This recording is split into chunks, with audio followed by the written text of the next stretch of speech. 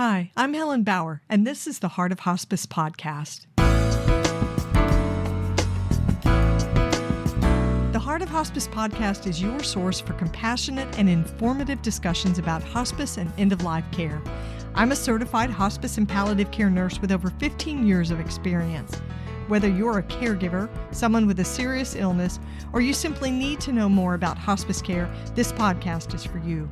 Join me as we explore all the aspects of hospice, from the details of caregiving to the emotional and spiritual dimensions of end-of-life journeys.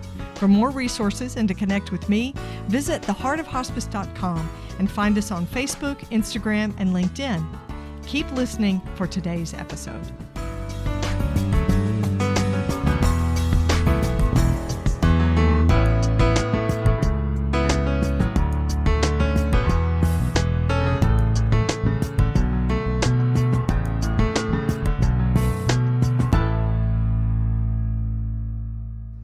This is the Whole Care Network.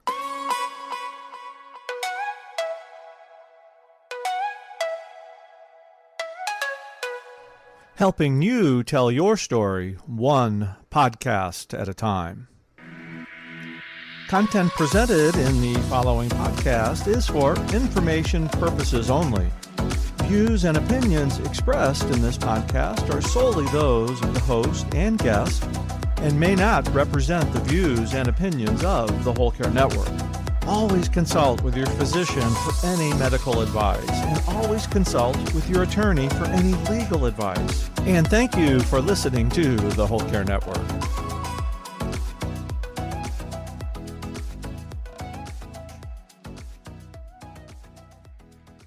This episode is sponsored by Hospice Navigation Services. When you need information about hospice, Hospice Navigation Services can help. Our team of experienced hospice navigators is here to offer one-on-one consulting sessions by phone or video. You can book a complimentary 30-minute session when you need general information, or book a 60-minute session when you have in-depth questions or need to troubleshoot your current hospice care. It's your journey. Hospice Navigation Services can be your guide. Visit theheartofhospice.com to schedule your hospice navigation session today. This episode is sponsored by GrandPad. GrandPad is the all-in-one tablet designed especially for senior adults. With GrandPad, you get safe, simple video calling and photo sharing. Users can create a private family network that allows for secure photo and video sharing. The GrandPad utilizes a simple format that allows seniors to enjoy games, music, email, and more. Visit our special GrandPad website designed exclusively for the Heart of Hospice listeners at grandpad.net/THOH.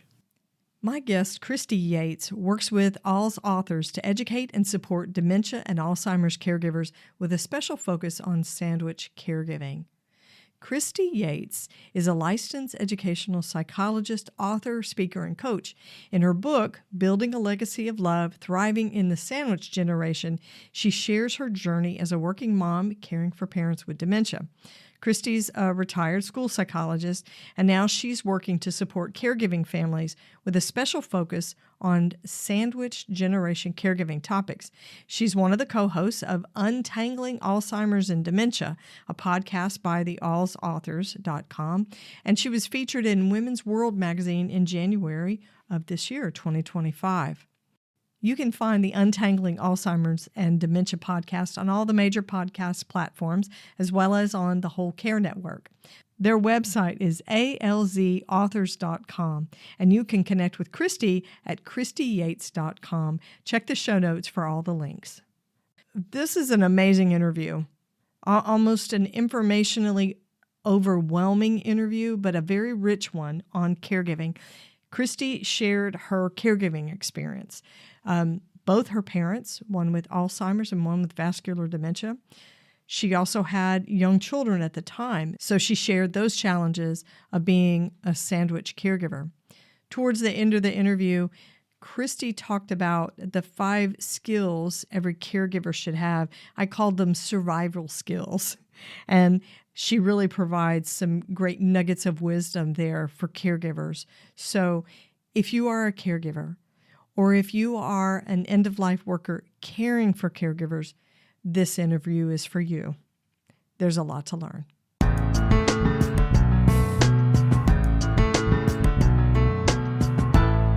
Christy, welcome to the Heart of Hospice podcast. Thank you. I'm so delighted to be here. Thank you for inviting me. It's going to be a great conversation. I'm going to start out with a question just to get to know you a little bit. It has nothing to do with caregiving, if you can believe that. Nothing to do with hospice or end-of-life planning, none of that. And it's very random. So here we go. Here's your question. If you could have any animal as a pet, what animal would you want to have? Oh my gosh.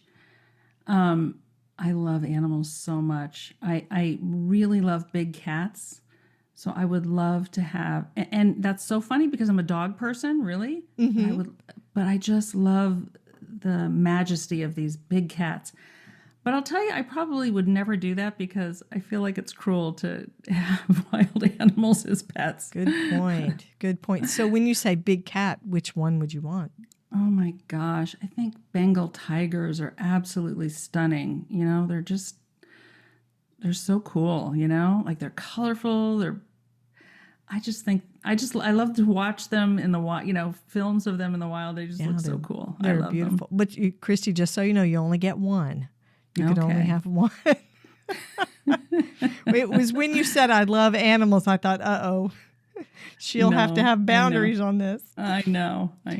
Well, we are talking about all things caregiving today because we know that caregivers are part of an end-of-life team. They are the most crucial part, and they are the experts in their person, or in your case, your people, because we're talking about your parents today. Tell me about your caregiving experience with your parents, how it got started, how long it lasted. How did this roll for you? Sure. Well, I did care for both my parents. They did not live with me, but we, my husband and I and my family, I had my kids were younger at that point. They're adults now, living on their own. But we started helping them out. We called it helping them out. We were helping them out maybe 2010, 2011. And right around 2012, we started to be more involved. At that point, we had more solid diagnoses about what was going on, and I managed their care. I was the power of attorney, their healthcare advocate, all of the things.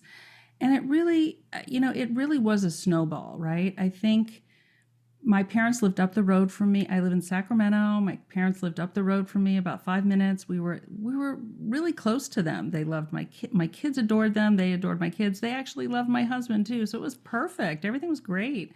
My brother lives back in Michigan, and my sister was living close, about 2 hours away, and then relocated to Montana right around, early 2010s. And so it was me, five minutes away. And my dad had had a stroke in his early 60s, and my mom had had breast cancer in her early 60s.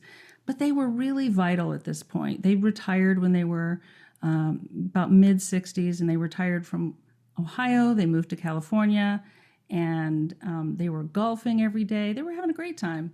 They were my free babysitters. It was perfect. But then things started to happen. My dad had, as I said, he had a stroke, so he had been on blood thinners and a variety of other medications for hypertension and things like that. He wasn't necessarily he didn't look really unhealthy, but I know he was not a healthy man. So it's not a surprise to me that he was then diagnosed with vascular dementia, which for him manifested in just not being as sharp as he used to be. Really had a hard time with numbers, and he was just really sharp as my dad. You know, he was like the guy who could do, numbers in his head really quickly, and the stroke took a lot of that. That's kind of where it showed up for him that way. But and my mom had been a teacher, and she was healthy. She was pretty healthy, but yeah, we just saw signs, right? There were things like we had to go and help them with the television again. Maybe if they got a remote control wasn't working right or something, or they could not do cell phones or bill pay or things like that. And there were just little things. And so we would help a lot with those kinds of things. And I think what really was difficult for me is at the time I was working as a school psychologist, so doing a lot of cognitive assessments with kids and memory tests and all of this. So I was really aware of a lot of things that go into this whole memory stuff, but I was in complete denial about my mom. I thought she was just really anxious about my dad. People were calling me and saying, hey, your mom's forgetting things. I'm like, oh, she's just anxious about my dad. Yeah. Overwhelmed. She's overwhelmed. But I eventually was like, I got to look at this a little differently. And what really was the kicker was she was, quote unquote, helping him with his medication. So he had, yes, it was cringy because there was the medication box with the evening and morning meds in there, and they were all laid out. And I'd go over there and she had shuffled them around. And my dad was like, she's doing it again, Christy. And I mean, he was aware that it wasn't right. And I'm like putting sticky notes on things. Call Christy before you touch anything. This did not work. So I called a caregiving agency in our area that offered assessments for folks, and they came in, and there was a geriatric case manager and a geriatric nurse, and they did a full assessment. They interviewed each of my parents, walked through the house, and then talked to me. And I'm telling you, it was such an eye-opener. I can't recommend that kind of thing highly enough because I couldn't see it because I was too close. And the nurse said to me, my biggest fear is this medication thing. This is not going to work. We have to find something about this. But there were other things, little nicks on the car that my mother couldn't remember where those came from, or little dents, little things. And it just became obvious that they needed help. So they eventually moved into an assisted living, and then I was there. I was there a couple times a week, and we still involved them in our family stuff all the time. But that was kind of our journey, and it was a lot, but it was also, I think, a time that gave me a different kind of relationship with my parents, and I really had to challenge myself to show up a little differently with them. Not treating them like toddlers, right? That was a big one. Mm. So those were some of the things that occurred for me. So, Christy, both your parents had dementia, living in the same household. Right. My mother was then diagnosed with Alzheimer's. So I didn't get to that. So, yeah. So my dad had vascular dementia. My mother had Alzheimer's. Really a lot on my plate. Wow. And I was raising kids at the same time. And I think that was another thing that when I was looking for help, for me, like, what do I do? How do I handle this? That was a tricky piece. So yeah. That's what we call a sandwich caregiver, which is really the focus of the work that you do these days, is to educate and support sandwich caregivers. That's a powder keg situation. That's pretty stressful. There's a lot that goes into that. So basically you were caring for your own children and for your parents, not to equate your parents with children, right? Because we don't infantilize, that's ageism. We don't want to do that. But as caregivers, there's so much support that goes into that. It is a lot like rearing a child. And what they say about Alzheimer's and dementia's disease trajectory is it is a form or a pattern of aging backwards. Right. Yeah. Right. It's that whole, I think I read a term, or I came across a term once, retrogenesis. So big, fancy scientific term, basically means you lose the skills you most recently learned, right? So my parents never really entered the digital world, right? Yeah. So no technology, huh? Yeah. So, and that was a difficult thing. So some of those things were things I had to go in and help them with a lot. And then other things kind of they were not able to do. And so we helped out with all of those things. And at the same time, you're absolutely right. We don't want to infantilize our parents. Right. And yet it's easy to do, right? Because there were times when my dad was kind of acting like a little kid. He'd get upset about, but I had to keep reminding myself, this is my dad. He's still my father. I have to honor him. And I had to keep reaching deep inside myself for that. Well, I mean, let's face it, we get impatient with our kids. We get irritated with them. We fuss at them. And really, having a parent with dementia and interacting with them is no different. And because my mom has dementia, and I would like to say that I don't get impatient with her and I don't fuss at her, and that I always understand where she's coming from and why she's doing the things she's doing. But in reality, it's difficult to keep that perspective and constantly remind yourself, it's probably the dementia. It's probably the dementia. Give them some slack.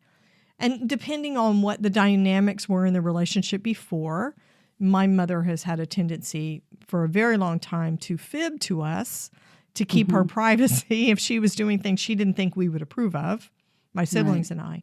So now that we have to, you have to double check it through the system. Is this a dementia? Is this just her being a mess? Is she concealing something? A lot of different dynamics go into that.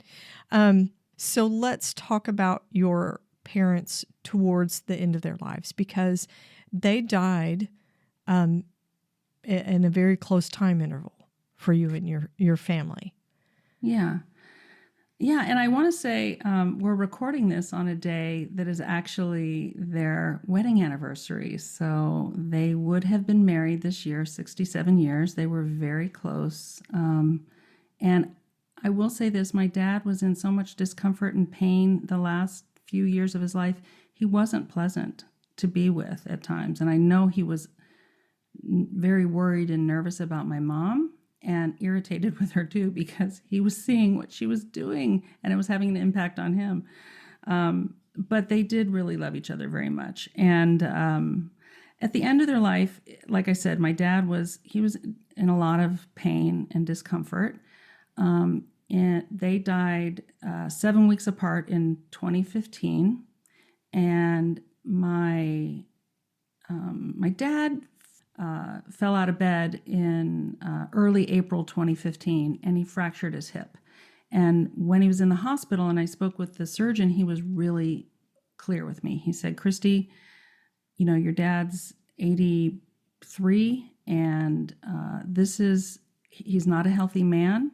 And I'm going to have you talk to the anesthesiologist, because even just going under for this surgery is going to be iffy for him. But there aren't a lot of alternatives, because otherwise he's just going to be living in a lot of pain. We have to put a pin in there and so on and so forth. But he said, I want you to be clear and understand that in my estimation, this is probably the last year of his life. This is how this happens. These fractures of this nature can really change the trajectory of someone's life. And that was really hard to hear, but I was grateful that he was being honest with me, right? So he said, it's not a for sure. It's not, this is it, but I just want you to understand what's happening.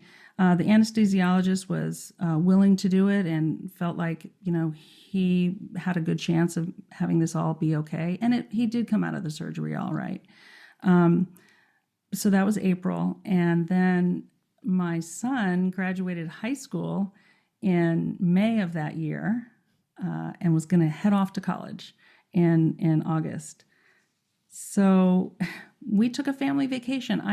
We had been planning this for a while, because it was his high school graduation, and we took a family trip.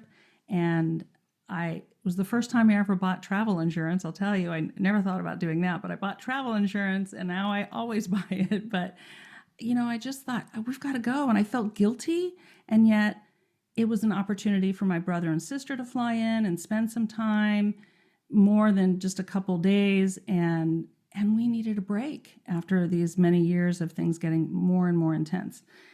So we did. And when we came back, I came back on a Sunday, and on the following Monday, my dad was in the hospital. And that's when the nurse started talking to me about next steps. And she called in a hospice social worker, or administrator, and we signed him up for hospice that night. And that was a Sunday night. That was a Monday night.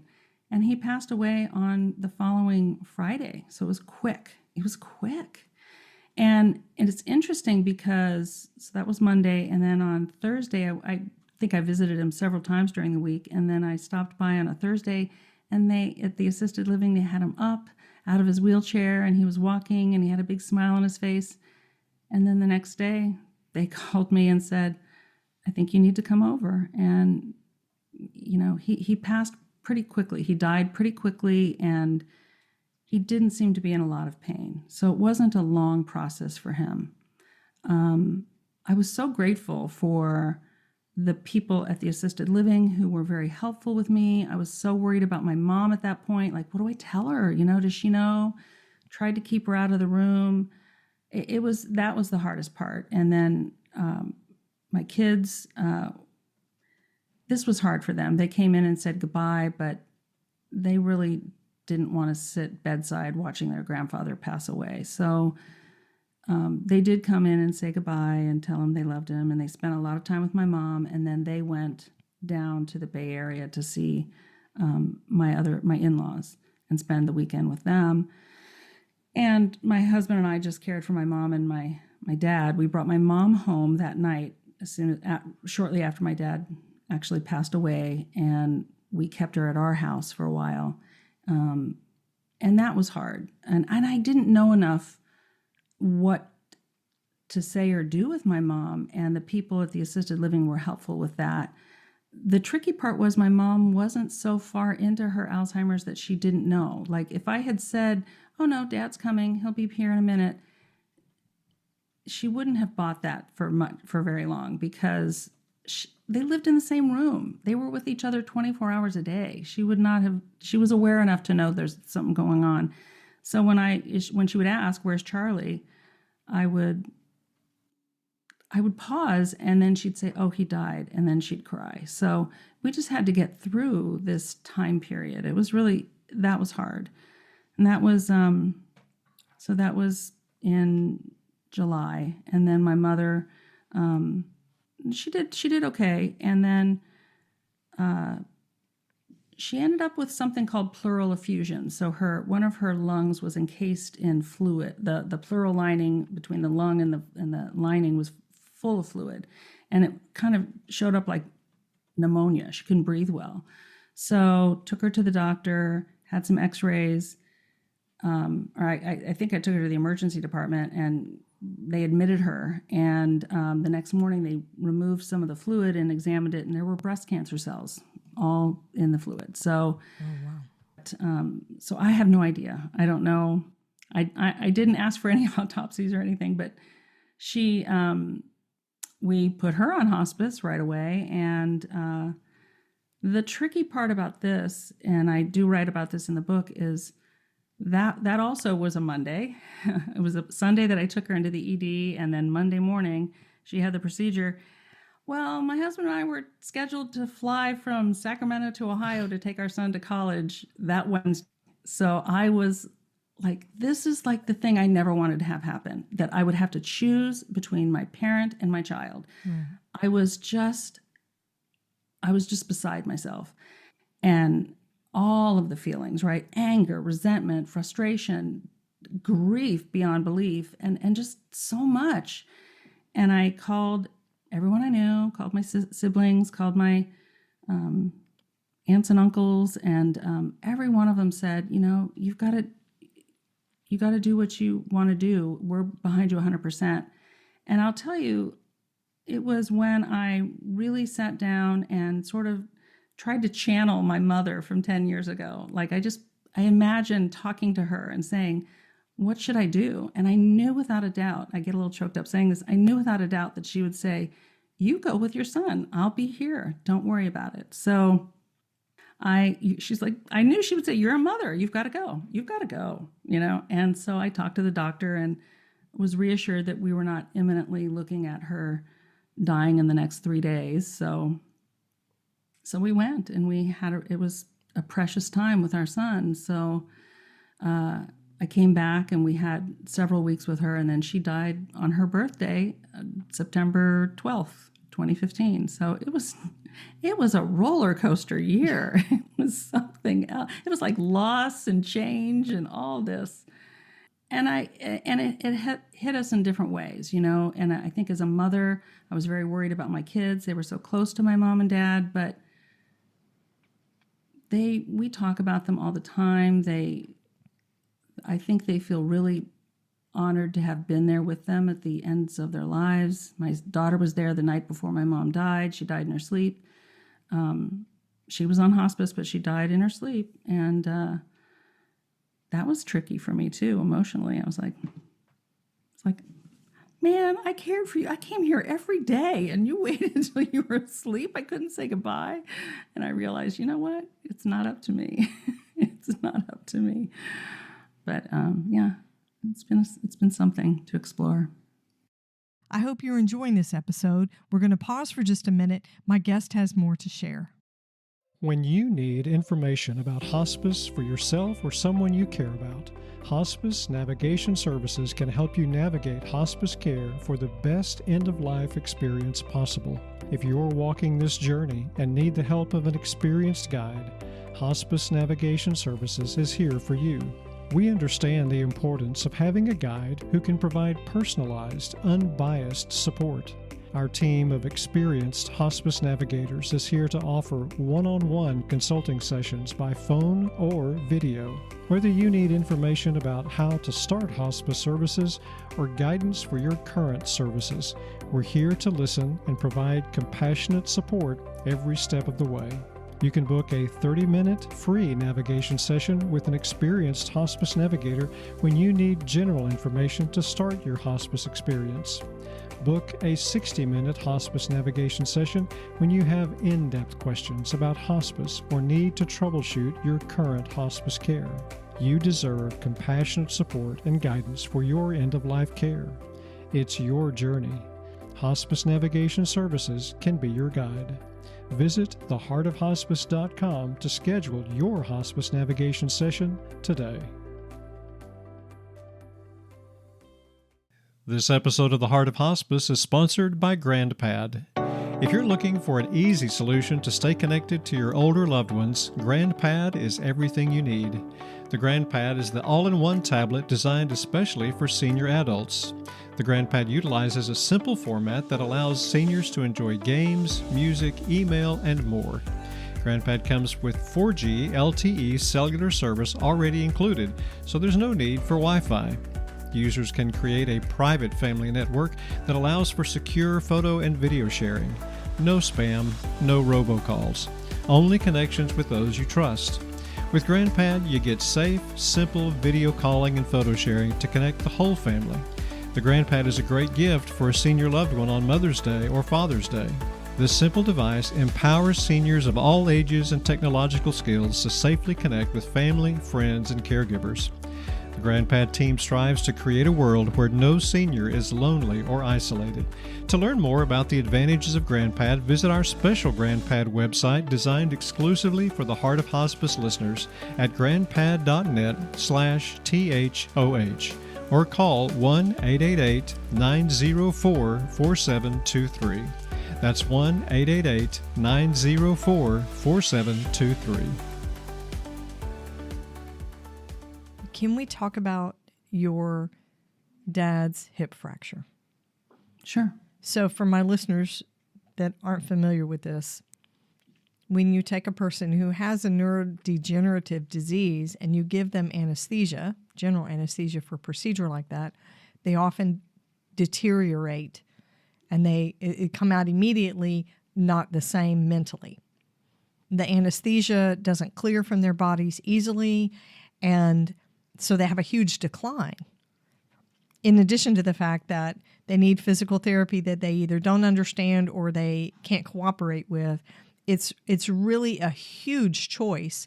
And I have seen people that chose not to have a hip fracture repaired because of that. And so Sure. there are immediate consequences of that choice as well, which include this person's now immobile and has pain. right? And becomes Right. total care. Did you agonize over that decision, or did it seem clear to you how to do that? Yeah, that's a great question. I agonized. I don't know that I got that clear of information from the doctor. He didn't talk really about my dad's dementia in terms of the surgery. He was kind of looking at it more from a mechanical thing with the hip. What he impressed upon me was, because I said, well, then, maybe we shouldn't do this operation if you don't think, because I was worried about the anesthesia. Maybe we shouldn't do this. Sure. And he said, that's an option, but he would be in excruciating pain and he would be completely bedbound. Yeah. And I thought, I don't know. I mean, it really was a hard decision because it was, and at this point I was their healthcare advocate. I had to make some decisions. I'm asking my dad, but I don't know what I couldn't ask my mom. She really couldn't have that conversation with me. Right. Oh my gosh, it was really hard. And I just sort of kept trying to play the odds, which is a horrible position to be in. Yeah, I mean, you're damned if you do and damned if you don't. There's Right. not a great solution there. Right. And yeah. that's incredible pressure on a caregiver. Yeah. Because if you choose not to do the surgery, then you have immediately made them bedbound. So he couldn't live where he was going to live unless you provided 24-hour care inside there, which goes back to financial stuff. Yeah. Right? I mean, it's just talk about a snowball. There's so much that goes into it. And the reason I bring that up is because falling and having a fractured hip are pretty common with Right. with these folks. Dementias, Alzheimer's diseases, their mobility becomes an issue at some point. So I think that's a conversation worth having to talk about that. I want to talk about your mother's response to your dad's death. The Yeah. fact that she really couldn't hold on to that reality.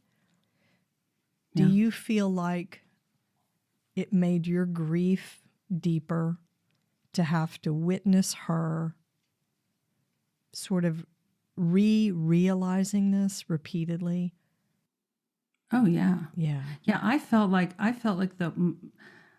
I was being cruel. I have learned so much more having now, after my parents passed away, and talking about things and learning more about grief and even learning more about Alzheimer's and dementia, working with ALS authors and different, I've taken different trainings and working with people.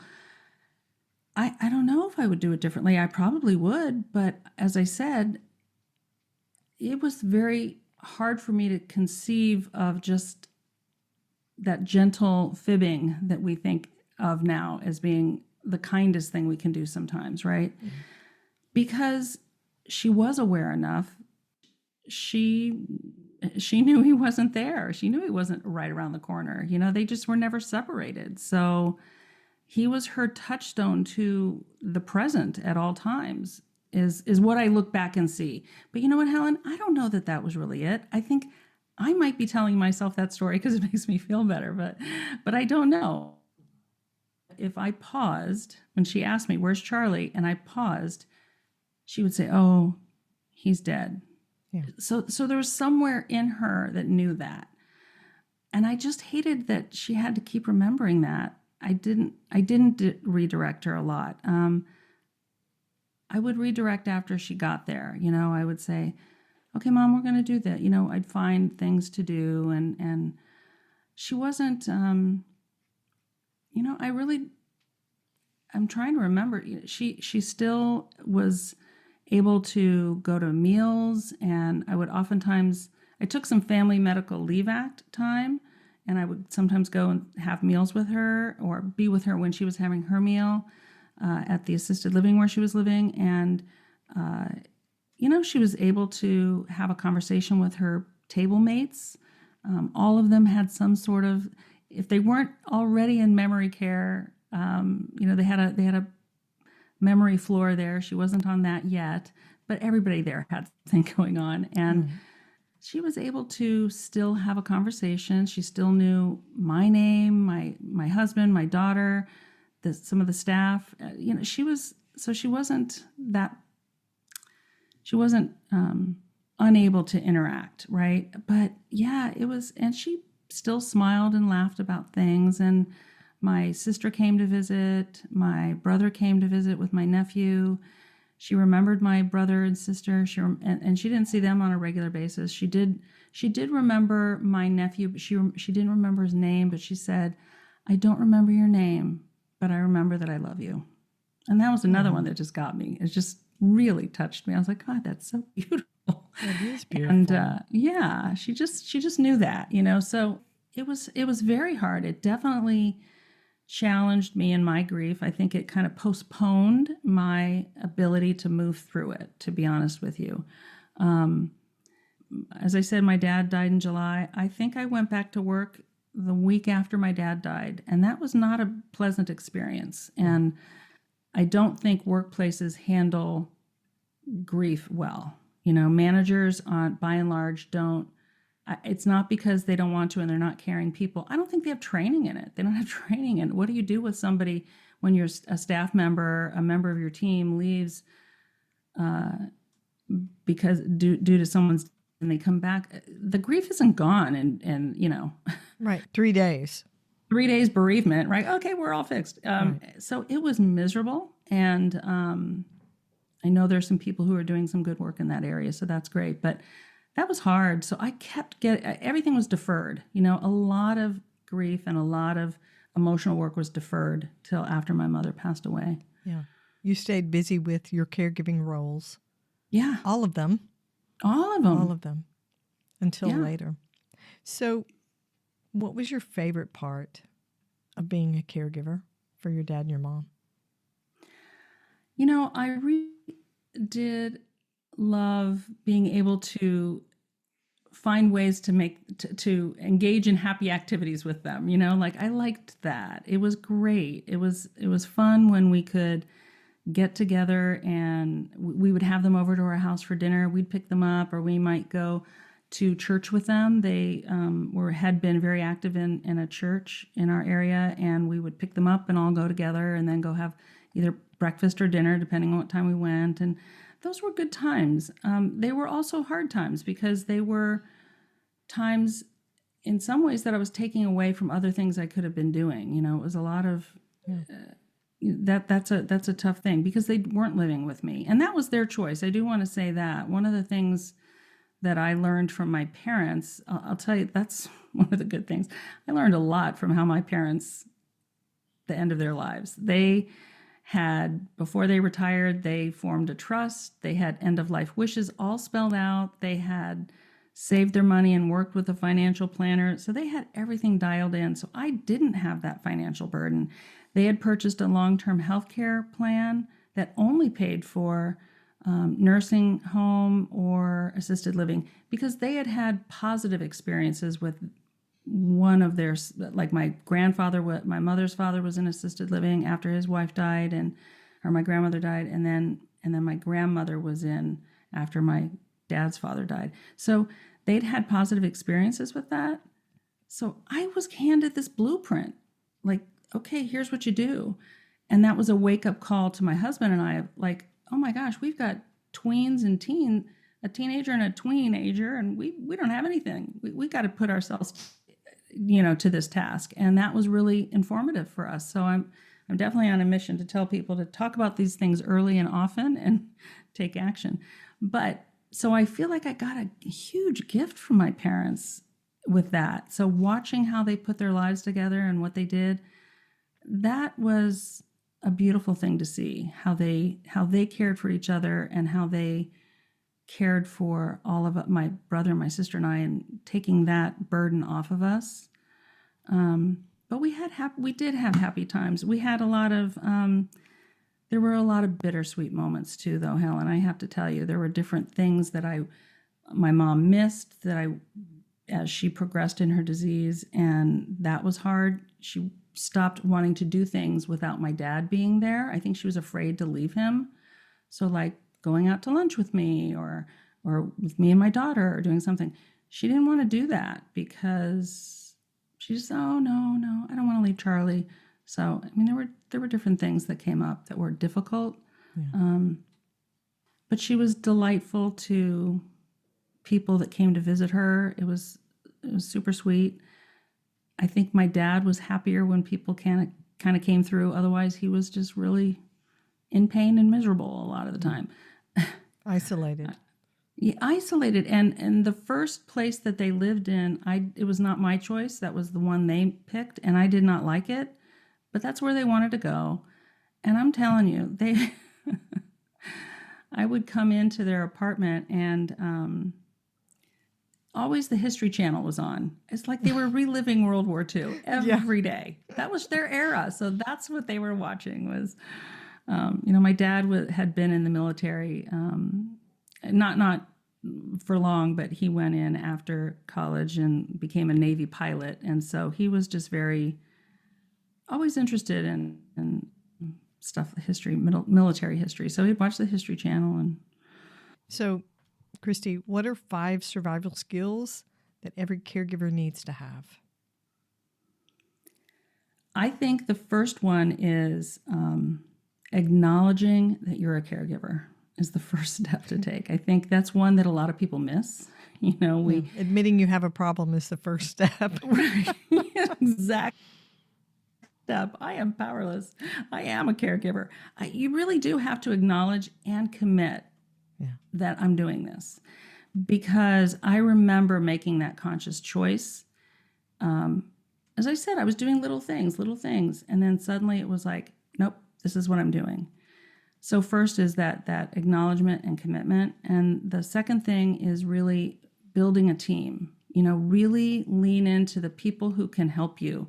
If your parent, if you don't have the legal paperwork to be able to talk to your family members or your person's physician, if you can get that, because that person's part of your team now. Yes. And power of attorney over other things, financial. I leaned into those all the time, but I also leaned into my brother and sister weren't in proximity.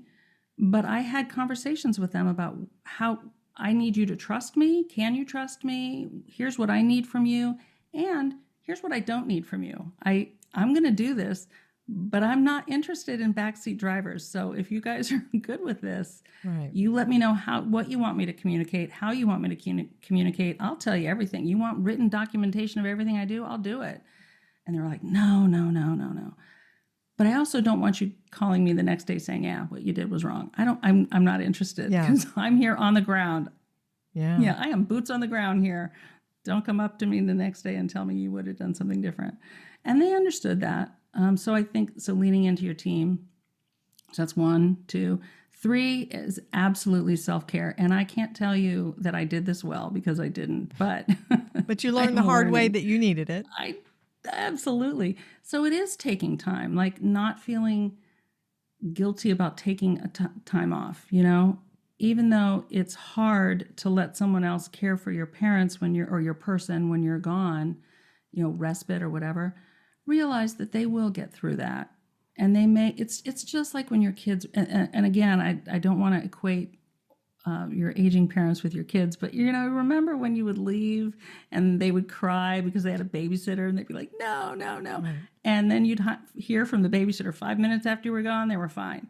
And that's usually what happens. It maybe not, but they will survive without you for a weekend, and you need that time. So take it. So like I said, we took that vacation and I felt bad about it, but I look back and I'm like, nope, it was the best thing we did. So it was good. Yeah, absolutely. So self-care, taking time. And so self-care to me sometimes is learning your boundaries and being able to be firm with them and saying no when you need to say no. And so it's not always bubble baths and, massages. Is it ever bubble baths? It's never really bubble baths. But, a nice massage once in a while is really cool. But that's not really what I would say is self-care. I think it's those ways you take care of yourself. And it might be learning how to say no and set boundaries. I think 4, I would definitely say talking to people who have been through it. So finding support groups, finding connections with other people who are in a similar journey. And you're never going to find somebody who has the exact same circumstance, But just knowing you're not the only one going through something is really powerful. Right. It's really powerful. And I guess 5 would be being willing, and it's not going to happen right away, but being willing to see some of the gifts that are coming to you. And I don't mean monetary, but it could be more spiritual, like the gift of time, of connecting with somebody in a way you didn't before, that can be you can find really interesting things about somebody who maybe you didn't have a great relationship with, and now you have time with them. And I don't like to bright side things, when somebody says, oh, let's look on the bright side. I don't like to do that so much, but I also feel like we have to be open to the possibility that there's something in here for us. There's a lesson, there's a gift, and it may come to you much later, but there are probably things that you can take away from this time. Those would be my 5. I love that. Those are good survival skills. Christy, where can my listeners find you and listen to your podcast, All's Authors? Sure. All's Authors is spelled ALZAUTHORS.com. So alsauthors.com. You can go to that website. You can find tons, and you'll actually find our podcast is listed on there. Our podcast is on wherever you get your podcast, you'll find ours. And it's called Untangling Alzheimer's and Dementia. And it's just a great resource if you're walking a dementia journey. You can find me at ChristyYates.com, and there are a million ways to spell Christy, and I have to spell it the right way, which is, I'm just kidding, but ChristyYates.com. So ChristyYates.com. I can't tell you how many times I get it spelled differently at Starbucks. It's so funny. Oh. But yeah. I can imagine. I have links in the show notes to your website and to the podcast as well. It's a fantastic podcast. I've listened to it. It's helped me in my caregiving responsibilities with my mom. So you guys are doing some great work. Thank you so much for being on the show. Thank you. Thank you very much. I really appreciate what you're doing. I think people can learn a lot from you about hospice and palliative care, and it's really, really good stuff. Thank you. Thanks for listening to the Heart of Hospice podcast. Check out our sponsor in the show notes, and please leave a rating and review on Apple Podcasts. We would appreciate it if you would share this episode with your friends and family and anyone who needs to know more about hospice. Connect with us on Facebook, Instagram, and LinkedIn.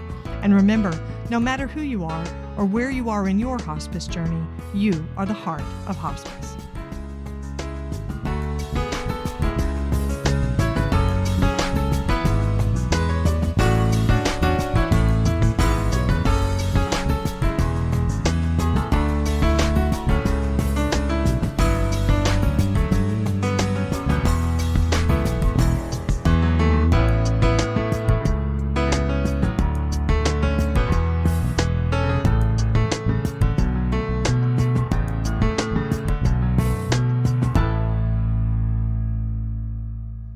This is the Whole Care Network.